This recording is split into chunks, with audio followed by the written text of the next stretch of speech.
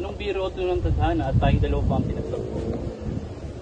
Estas hablando conmigo? Kayo nga po, Fraile. Meron sana akong itatanong sa inyo. Ngunit bagong lahat, gusto ko muna magpakilala. Ako nga pala si Crisostomo Ibarra, anak ng Erehe at Filibustero. Mawalang galang na, Padre, pero hindi masamang tao ang aking ama. Sinasabi mo bang walang mali sa kanyang nagawa? Ayun! Kalakente kasi queja del Esmentarosa? Wala po ako rito kaya hindi ko alam ang mga tinutukoy niyo. Kaya hindi ko rin batid kung ano ba talagang nagawa na pagkakasala ng aking ama upang ang kanyang libingan at bangkay ay hindi binigyan ng respeto, bagkus ito ay sinalaula pa.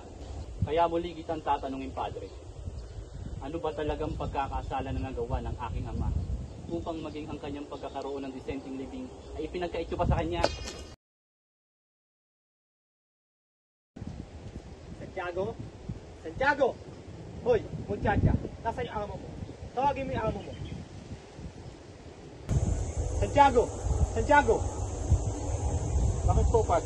Sabi mo sa akin na hindi paparoon sa San Diego si Ibarra. Ngayong malaman-laman ko nandun palang impertinente ngayon.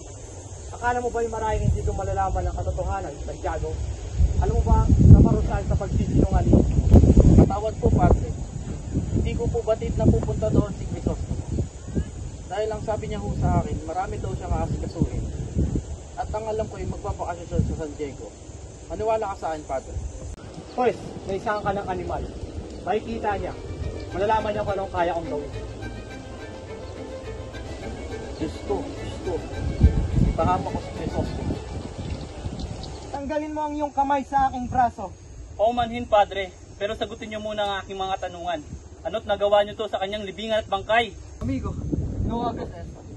Huwag kang mag-ipon ng away dito. Ngunit wala naman akong ginagawang masama, Fidel. Kaya muli kitang tatanungin, Padre. Ano ang nagawang kasamaan ng iyong kabanal-banalan sa aking ama? Nagkakamali ka. Wala akong ginagawa. Wala? Anong wala? Samantalang nawawala sa sementeryo ang kanyang bangkay at ito ay pinaalid niyo sa ilog.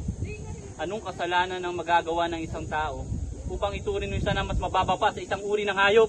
Nagkakamali ka. Hindi ako. Hindi ako ang nag-utos. Kung gayon ay sino? Pinalitan ko si Padre Damaso. Siya ang nagnais lapastanganin ang mga bangkay ng mga patay.